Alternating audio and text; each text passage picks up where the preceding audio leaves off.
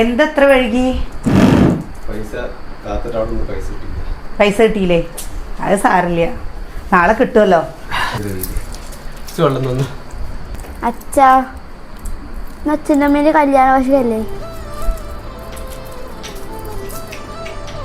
അത് സാരില്ല, ആദ്യത്തെ ഒന്നല്ലല്ലോ, 10-15 കൊല്ലമായില്ലേ.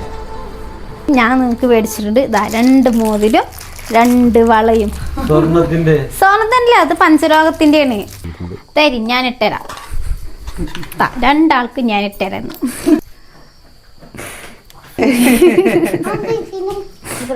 Happy anniversary.